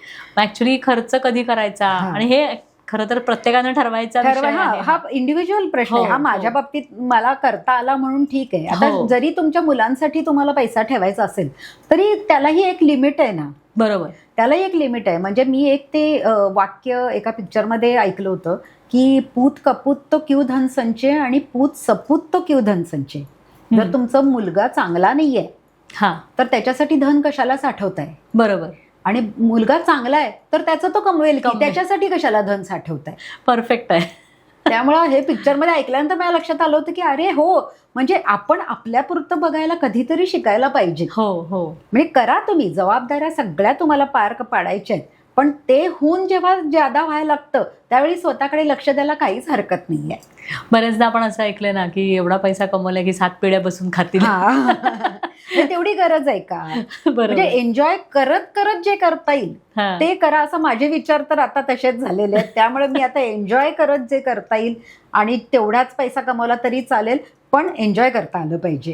हा महत्वाचा आता मुद्दा राहिलेला आहे माझ्या आयुष्यात. आता एक गायनेकोलॉजिस्ट म्हणून मी तुम्हाला ओळखते, त्यानंतर आता जे तुम्ही ट्रेकिंगचा विषय सांगितला ते त्याच्यावरनं सुद्धा हा तुमचा प्रवास नंतरच्या काळातला आपण उलगडला. तर बऱ्याचदा असं होतं की मी तुम्हाला ओळखते किंवा एखादी व्यक्ती एखाद्या व्यक्तीला ओळखते, त्या ओळखीच्या पलीकडे सुद्धा ती व्यक्ती असते. बरोबर. पण केव्हाही मी तुम्हाला बघितलं ना तर बरेचदा तुमचे मेसेजेस असतात की आता एक क्रिटिकल ऑपरेशन होतं किंवा आता 2 मी सिझर करून आले आणि त्यानंतर इमिजिएटली तास 1.5 तासात आपण भेटतो. त्यावेळी तुमच्या काहीही समजत नाही की तुम्ही आता एवढ्या क्रिटिकल कंडिशनमधनं आलाय. तो स्ट्रेसही दिसत नाही किंवा बाबा नाही मी खूप थकली आहे आता आणि आज 2 ऑपरेशन्स होते, क्रिटिकल होतं, हे होतं, एक वाक्य सुद्धा नसतं. मग ह्याच्या मागचं मला गुपित जाणून घ्यायचं आहे की आपण जेव्हा डॉक्टर म्हणून बघतो एखाद्या व्यक्तीकडे तेव्हा असं वाटतं की तो पांढरपेशा व्यवसाय आहे आणि समाजात खूप उच्च स्थानाचा व्यवसाय आहे. बरोबर. आणि त्यावेळी आपण ती व्यक्ती जेव्हा आपल्याकडे येते त्यावेळी आपल्या डोक्यात तेच असतं, अरे ह्यांनी 2 ऑपरेशन्स करून आल्यात, मग ह्या थकलेल्या असतील किंवा हा कदाचित येणारच नाहीये. पण असं कधीही तुमच्याशी बोलताना भेटताना जाणवत नाही. मला त्याच्या मागचं गुपित जाणून घ्यायचंय. गुपित म्हणजे खरं सांगायचं तर मी खरंच सतत उत्साही असते आणि मला लोकांना भेटायला खूप आवडतं. ज्या गोष्टीत मला, मी जसं मगापासून सांगते की आनंद मिळतो, त्या गोष्टी नक्की करायला आवडतात. म्हणजे आता आपण भेटतो त्यावेळी मैत्रिणी भेटतात, आपल्या गप्पा होतात. मग मी कितीही दमून आलेले असले तरी सुद्धा मला कम्युनिकेट व्हायला खूप आवडतं. त्यामुळे मी कुठलाही कार्यक्रम म्हणा किंवा कुठलीही आपलं काही भेट असेल, साधी एवढीशी छोटीशी टेबल मीट असेल तरी सुद्धा मी त्याला विचार करते की आपण आनंदाने तिथे जायचंच आणि ते एन्जॉय करायचं. बरोबर. त्यामुळे मी जे सगळ्यांना सांगते तेच की ज्या आपल्याला गोष्टी आवडणाऱ्या आहेत त्या परत परत तुम्ही कशाही करून कराच. त्यामुळे मी परत परत लोकांना भेटण्याचं काम हे नेहमी करत असते आणि खूप मी आता सध्या सोशलायझेशन सुरू केलेलं आहे आणि खूप माझ्या ग्रुप्स झालेले आहेत. कोल्हापुरात सुद्धा खूप ग्रुप झालेले आहेत, तिकडे मालेगावात सुद्धा माझे खूप ग्रुप्स आहेत आणि त्यांना मी सतत भेटत असते त्यांना. आणि असं झालेलं आहे की कुठल्याही गोष्टीचा आपल्या मनावर परिणाम न होऊ देणे, हे थोडंफार मी शिकलेली आहे आता. बरं. म्हणजे आता ते जसं आपण मी डाएट आणि एक्झरसाईज म्हणलं तसे मनाचेही एक्झरसाईज आहेत. हो. तसे तो मनाचा एक्झरसाईजच आहे म्हणायला पाहिजे, की कुठल्याही आपल्या जवळपासची माणसं असतील, जवळपासची परिस्थिती असेल, त्याचा आपल्या मनावर परिणाम कसा होऊ न देणे. प्रत्येकाच्या आयुष्यात प्रसंग घडत असणार आहेत. बरोबर. म्हणजे हर्ट होत असणार आहे, कुठे जास्त कष्ट लागत असणार आहेत, किंवा कुठे डिप्रेशन येण्याचे प्रसंग घडत असणार आहेत, किंवा कुठे अपमान वाटत असतील, असे प्रसंग घडत असणार आहेत. प्रत्येकाच्या माझ्याही घडतात. रोज घडतात. पण असं एकदाही मी आता थोडंसं असं ठरवलेलं आहे, की मी ठरवणार की मी कधी हर्ट व्हायचं. मी ठरवणार की मी कधी अपमानित वाटून घ्यायचं का नाही. बरं. समोरचा माणूस बोलत असतो आणि तो तिथं प्रसंग संपतो. तो आपण परसिव्ह कसं करतो आणि आपण आपल्या मनाला काय सांगतो, हे महत्वाचं आहे. थोडक्यात रिमोट कंट्रोल आपल्याच हातात ठेवायचा आहे. हा आपल्या हातात ठेवायचा. म्हणजे मला ज्या क्षणी रडायचंय ना, मी धाय मोकलून भोकाड पसरून रडेन. बर. पण तू येऊन मला रडवायचं नाही. असं म्हणजे दुसऱ्याच्या हातात रिमोट कंट्रोल द्यायचं. मला हसायचंय, मी हसणार. मला कुठल्याही गोष्टीचा आनंद घ्यायचा आहे, मी ठरवणार आणि मी घेणार. त्या असं जे आपल्या मनाचा रिमोट कंट्रोल हा नेहमी आपल्याकडे असला पाहिजे. आपले इमोशन्स कंट्रोलमध्ये असले पाहिजे. ह्याच्यासाठी खूप ट्रेन करावं लागतं स्वतःलाही. आणि खूप, कारण असे प्रसंग सारखे घडत असतात. बरं, असं नाही की तुम्ही आता तुमचं घरात भांडण झाले म्हणा, किंवा कुठंतरी प्रोफेशनली काहीतरी प्रॉब्लेम झालाय आणि तुम्ही लगेच एका मिनिटात नाही कदाचित येणार. तासभर लागेल. काहीतरी एक तुम्ही स्वतःला लिमिट हे करा, की नाही हा प्रसंग घडून गेला, आता झालंय, हे ओव्हर आहे, इट इज ओव्हर. तो माणूस काहीतरी बोलून गेला म्हणा. अगदी आपलं ट्रॅफिक ऍक्सिडेंट्स असतात, अगदी छोटंसं असतं, कारण तिथे कोणतरी कोणाला तरी काहीतरी बोलतं, कोण ओळखीचा ना पाळखीचा माणूस, आणि तो काहीतरी बोलतो वगैरे, असंही होतं. साधी गोष्ट असते, रोजची घडणारी गोष्ट असते, पण ती तिथंच विसरून जायची. तिथंच विसरून जायची. कंचित त्रास होईल तिथे, पण तिथनं येताना परत विसरून जायचे आणि परत दुसरं सुरू करून घ्यायचं आणि पुढं चालायचं. ज्याला आपण कुठल्याही गोष्टीतनं मूव्ह ऑन म्हणतो, तसं प्रत्येक गोष्टीतनं मूव्ह ऑन झालं पाहिजे. ती गोष्ट तिथेच सोडली पाहिजे. फॉरगेट, फॉरगिव्ह हे जे आपण जे शब्द ऐकतो, वाचतो, ते अनुकरण करायला सुरुवात केलीच पाहिजे. आणि मी खूप प्रयत्न करत असते. मनाला खूप त्याच्यासाठी ट्रेनिंग द्यावं लागतं. म्हणजे जसं मी म्हटलं की डाएट पण चांगला द्यावा लागतो मनाला, आणि त्याला ट्रेन पण म्हणजे एक्सरसाइज पण चांगलं करावं लागतं. आणि मग हळूहळू ह्या सवयी होतात की समोरचा माणूस काही बोलून गेला, किंवा काही परिस्थिती, ऑड परिस्थिती आपल्या आयुष्यात आली, तरी सुद्धा त्याला सामोरं जाताना माझा ॲटिट्यूड पॉझिटिव्ह असला पाहिजे. बरोबर. आणि हे आता घडून गेलंय, ठीक आहे, ह्याच्या पुढं मी काय करायचंय, हे जास्त ठरवलं पाहिजे. बरोबर. आणि जेव्हा म्हणजे कुठलाही गोष्ट कोणी काही म्हणून गेलं, ठीक आहे, हे घडलं, मला हर्ट झालंय का नाही हे कवच मी निर्माण करायचं. एक्झॅक्टली. म्हणजे मी एक स्वतःभोवती कवच निर्माण करून घेतल्यासारखं करते, की ठीक आहे, तुम्ही म्हटलात, मी काय परसिव्ह करते. मी बऱ्याच वेळा त्यांनाच म्हणते, कोणीतरी माझ्याशी भांडलं किंवा काही ओरडलं वगैरे, म्हणते की तुमचं शांतता झाली आहे का, तुम्ही शांत झालाय का ओरडून किंवा भांडून, मग ठीक आहे, मग आय एम हॅपी. त्याच्या पुढं भांडत बसण्यापेक्षा आता निदान सगळेजणच मला वाटतं 40 नंतर तुम्ही एका ठराविक समजूतदारपणाला येतात. की माहिती आपल्याला समोरचा माणूस जरी पोटतिडकीनं भांडत असला तरी तो का भांडतो हे आपल्याला कळतं. म्हणजे त्याच्या मागची बाजू जाणून घेऊन त्याला शांत कसं करायचं, हे का आपणच चिडायचं हे आपण ठरवायचं. बरोबर. त्यामुळे आपण ठरवायचं की नाही, मला ह्याला शांत करायचंय, मग त्याला पाहिजे तर बोलू द्या. आणि मग शांत झाला की तू शांत झालास ना, okay, then I am happy, असं म्हणायला शिका. बरेचदा त्याच्या भूमिकेत गेल्यानंतर सुद्धा आपल्याला त्याची बाजू पटू शकते. आणि हे तर आपल्या जवळचेच, जे आपल्याला दुखावणारे लोक असतात ते आपल्या जवळचेच असतात. त्यांना आपण नाही समजून घेणार तर मग अजून कोण समजून घेणार. आणि ते बरेचदा प्रेमापोटी सुद्धा भांडत असतात. बरेच जण मला, म्हणजे आता कालच्याच माझ्या त्या लेक्चरमध्ये मला एकही प्रश्न विचारला, अरे हो, पण त्याला समजतच नाही ना. त्याला समजतच नाही ना. म्हटलं नको समजू दे. मी त्यांना एक उदाहरण देत असते नेहमी, की त्यांना म्हटलं की तुला मूल आहे का, विचारलं मी तिला, तर म्हटली आहे. तुझ्या जीन्सपासनं तयार झालेलं, बरोबर, तुझ्या रक्तामासावर 9 महिने वाढलं, आणि आता तुझ्या संस्कारावरच वाढतंय ते मूल, तर ते तुला समजून घेतं का, ते तुझं ऐकतं का, तर ती म्हटली नाही, मग तुझ्या एवढं सगळं तू संस्कार दिलेल्या मुलावर, तुझ्या जीन्समधनं तुझ्या रक्तामासातनं आलेल्या मुलाला तो जर तुला समजून घेऊ शकत नाही, तर दुसऱ्या संस्कारातनं आलेली कोणतीही व्यक्ती, मग ती कोणी असू दे, नवरा असू दे, सासू असू दे, नणंद असू दे, काही ज्यांच्याशी तुम्हाला प्रॉब्लेम आहे किंवा प्रोफेशनली कोणी भेटणारी माणसं असू, त्यांनी का समजून घ्यावं तुम्हाला? बरोबर. हे बोलल्यानंतर ती तेच म्हणली की आत्ता मला कळलं की अरे हो, आपलं मूल आपल्या ताब्यात नाही तर दुसऱ्याला ताब्यात करण्याचं काहीच नाही. म्हणजे ह्यानं हे म्हणायला हवं होतं, हे कशाला? बरोबर. त्यानं त्याला काय म्हणायचं ते म्हटलं. आणि तसं जगात कोणच वाईट नसतं, सगळे चांगलेच असतात. हो. आणि चांगलीकडेच चालले, त्यांना ज्या पटलेल्या असतात त्याच गोष्टी ते बोलत असतात, करत असतात. म्हणजे त्यांच्या दृष्टीने ते चांगलंच करत असतात. हो. ते वाईट करतच नसतायत. मग ते आता आपणही समजून घ्यायला पाहिजे की ते चांगलं करतायत, आपणही चांगल्या रीतीनंच समजून घेऊया ते. बरोबर. पण जर आपण ते मात्र त्याचा वाईटच अर्थ काढला, आणि बऱ्याच वेळा आता मी नवरा बायकोंच्या भांडणात बघितले की अबोला असतो. अबोला असतो. मग कोणाचा 1 तास असेल, 1 दिवस असेल, 8 दिवस असेल, काही अबोला होतो. जरी अबोला असला तरी सुद्धा ना मनात चिकचिक चिकचिक चिकचिक चालूच असते. नवऱ्याविषयी चालूच असतं, किंवा सासूविषयी असेल, किंवा मैत्रिणीविषयी असेल, किंवा कोणाविषयी असेल, त्या व्यक्तीबद्दल. म्हणजे याचा अर्थ अबोला धरून उपयोग काय झाला? त्यापेक्षा बोलून घड्या मोकळे व्हा. बरोबर. त्यामुळं असे आपणच आता उपाय शोधून काढायची की आपल्या मनाला शांती कधी मिळेल, आपल्या मनातली ती चिकचिक खळबळ कधी बंद होईल. ह्याचे उपाय आपण प्रत्येकाने वेगवेगळे आहेत प्रत्येकाचे, आणि ते शोधून काढलेच पाहिजेत. बरोबर. मग मी जसं मगाशी म्हटलं तसं हॉबी तुम्ही एखादी डेव्हलप करा आणि तिथे तुमचं मन वळवा, गाणी ऐकत जावा, वाचन करत जावा, बरोबर, मैत्रिणी करा. मी बऱ्याच जण आपण गॉसिपिंग हा एक विषय असतो, मैत्रिणी भेटल्या की गॉसिपिंग हा विषय असतो. मी म्हणते ठीक आहे करा, गॉसिपिंग इज स्ट्रेस बस्टर, पण तो विषय गॉसिप केल्यानंतर तिथेच सोडा. बरोबर. तो चघळत बसायचा नाही. चघळत, तुम्हाला एखादी गोष्ट आवडली नाही, तुम्ही बोलला ओके थोडंफार गॉसिप झालं ठीक आहे, पण तो चघळत बसून आयुष्यभरासाठी तो बाळगत बसायचा नाही, कुठलंही ओझं बाळगत बसायचं नाही. सगळी ओझी कशी उतरवून देता येतील हे हळूहळू शिकायचं.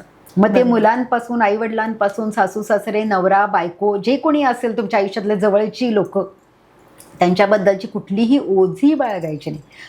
कुठल्याही गोष्टीतनं आनंदच मिळाला पाहिजे तुम्हाला. बरोबर. त्यामुळं अशी माझी आता आनंद आणि त्याच्यानंतर शांती, अशीच मी सगळ्यांना वाटचाल कशी करायची हाच माझा सगळ्यांना सल्ला असतो, आणि मी त्या दृष्टीनंच त्यांना मार्ग दाखवण्याचा प्रयत्न करत असते. नाही, खरंच ही खूप चांगली गोष्ट आहे. कारण कसं होतं की ज्यावेळी आपण डॉक्टरकडे जातो त्यावेळी तुम्ही म्हटलं मगाशी तसं आपण तक्रारी घेऊन जात असतो, पण त्या तक्रारी सोडवता जर असा कोणी डॉक्टर भेटला की तो खरं आपल्या मनाचा पण आजार बरा करेल थोड्या अंशी, तर ते खूप चांगलं नक्कीच होणार आहे. आणि मला खरंच आज खूप छान वाटलं. एक वेगळ्या प्रकारच्या गप्पा आपल्या झाल्या. बरोबर. खरं तर बरेचदा आपण डॉक्टरना भेटायचं किंवा डॉक्टरशी बोलायचं म्हटल्यानंतर ऑब्व्हियसली आपण त्या भूमिकेतनंच त्या डॉक्टरकडे जात असतो की मला हे होतंय आणि मला ह्याच्यावर उपचार पाहिजेत. पण त्याच्या पलीकडे तुमचं एक व्यक्तिमत्व आहे. बऱ्याचदा आपल्या गप्पांमधनं सुद्धा मला ते जाणवलं होतं. म्हणून मी आज म्हटलं की मुद्दाम तुम्हाला स्टुडिओत बोलवावं आणि तुमच्याशी मनमोकळ्या गप्पा माराव्या. पण खरंच या विषयावर म्हणजे खरं आम्ही पेशंटशी तर बोलतो, आणि ते थोडंफार इंडिव्हिज्युअल पण असतं. म्हणजे प्रत्येकाचे प्रॉब्लेम्स वेगळे, प्रत्येकाचे प्रॉब्लेम सोडवणंही वेगळं असतं. म्हणजे हे आपण आता जनरलाइज्ड बोलतोय खरं तर खूपच. पण खरंच म्हणजे मला खरंच वाटतं की, आणि लोकांनी पण खरंच काही त्यांचे प्रॉब्लेम्स असतील मानसिकरित्या, आणि जर त्यांना स्वतःला सोडवता येत नसतील तर त्यांनी सल्ले नक्की घ्यावेत. बरोबर. प्रोफेशनल सल्ले घ्या, मैत्रिणींकडनं सल्ले घ्या. पण त्रयस्थ माणसांकडनं जास्त सल्ला चांगला मिळतो असं म्हणणं आहे माझं. त्यामुळे न ओळखीच्या माणसांकडनं म्हणजे प्रोफेशनल लोकांकडनं सल्ला घ्या हे जास्त माझं म्हणणं आहे की तुम्ही घ्या, आणि ते तुमचे जास्त चांगला प्रॉब्लेम सोडवू शकतील. खूप खूप धन्यवाद मॅडम. खरं तर तुम्ही खूप शॉर्ट नोटीसवर आलात आणि खूप छान गप्पा रंगल्या आपल्या आज. त्यामुळे खूप मनापासून आभार. आणि तुमची वाटचाल अशीच उत्तरोत्तर अशीच चांगली राहू दे. आणि ॲज अ डॉक्टर तुम्ही तर निष्णात आहातच, पण तुमच्याकडनं जी आज पॉझिटिव्हिटी मिळाली ती खरंच खूप ग्रेट होती, आणि त्यासाठी मनापासून तुमचे थँक्यू, आभारी आहे. आज डॉक्टर अस्मिता भागवत मॅडम आपल्या स्टुडिओमध्ये आल्या. मला त्यांच्याशी बोलताना एक गोष्ट आठवली जी मी लहान असताना ऐकली होती. एक गरीब माणूस असतो आणि त्या गरीब माणसाकडे खायला अन्न नसतं, काही नसतं, शेतीवाडी नसते. तो जातो राजाकडे आणि त्या राजाला काय सांगतो की बाबा माझी अशी अशी परिस्थिती आहे आणि मला तू मदत कर. राजा हुशार असतो. राजा म्हणतो की मी कष्ट केल्याशिवाय तुला फुकटचं असं काही देणार नाही आहे, तर तू एक काम कर, उद्या सकाळी सूर्योदयापासून सूर्यास्तापर्यंत तू जितकं चालशील तितकी जमीन मी तुला देणार आहे, असं तो त्या गरीब माणसाला सांगतो. मग तो गरीब माणूस खुश होतो, अरे काम तर काहीच करायचं नाही, नुसतं चालायचं आहे. मग त्याच्या मनात हव्यास जागा होतो आणि तो म्हणतो की अरे मी जर दिवसभर चाललो तर मला कमी जमीन मिळेल, पण मी धावलो तर मला जास्त मिळेल. मग तो सकाळी उठतो, लवकर राजाकडे जातो, हा चला सांगा मी कुठून धावायचं आहे. मग तो राजा त्याला जमीन सांगतो की हां ठीक आहे, इथून इथपर्यंत सूर्यास्तापर्यंत तो धावायचं आहे. तो धावतो जीवाच्या आकांतानं धावतो की हां मग सूर्यास्ताची वेळ जवळ येते. त्यावेळी तो म्हणतो की हां ठीक आहे, आता बाबा आणि थोडंसं धावतो म्हणजे मग आणि थोडी जास्त मिळेल. असं करून तो अक्षरशः शब्दशः ऊर फाटेपर्यंत धावत असतो आणि सूर्यास्त होतो. मग ते सेवक जे असतात ते म्हणतात की हां ठीक आहे बाबा, तू आता थांब, इथपर्यंतच झालं, सूर्यास्त झाला. तो माणूस तिथे थांबतो. पण असा प्रसंग येतो की तो जिथं थांबतो तिथं तो पडतो, कोसळतो आणि त्या क्षणी त्याचा प्राण जातो. ही मी खूप लहान असताना गोष्ट ऐकलेली. आज मॅडमशी बोलताना मला ती गोष्ट बॅक ऑफ द माइंड चालू होती, कारण ह्या गोष्टीचं तात्पर्य असं आहे की ह्या गोष्टीचं नावच होतं की धावेल तितकी जमीन, जी खूप आधी मी ऐकली होती. माणसाचा हव्यास हा माणसाला इथपर्यंत आणून ठेवतो की शेवटी त्याचा प्राण जातो. त्यामुळे आपण किती धावायचं आहे आणि का धावायचं आहे हे जोपर्यंत माणूस ठरवत नाही तोपर्यंत त्या माणसाला जगायचं कसं हे कळत नाही. आणि आजच्या या पॉडकास्टमधनं मला ती गोष्ट परत आठवली, कारण ह्या गोष्टी मॅडमकडनं शिकता आल्या की करिअरच्या एका पीकवर असताना सुद्धा कुठं थांबायचं हे ज्या व्यक्तीला कळालं तो माणूसच खूप सकारात्मक पद्धतीनं आयुष्य जगू शकतो. कारण आयुष्य म्हणजे फक्त पैसा कमवणं नाही आहे, त्याच्या पलीकडे सुद्धा ते जगणं आहे आणि ते कसं सुंदर करायचं हे फक्त आणि फक्त आपल्याच हातात असतं. त्यामुळे हाच संदेश मला आजच्या ह्या पॉडकास्टमधनं तुम्हाला सगळ्यांना द्यायचा आहे. बाकी तुम्हाला हा एपिसोड कसा वाटला ते मला नक्की कळवा. चॅनलला सबस्क्राईब करा, व्हिडिओ जास्तीत जास्त लोकांपर्यंत शेअर करा आणि खूप कमी वेळेत खूप चांगला प्रतिसाद दिल्याबद्दल मनापासून धन्यवाद.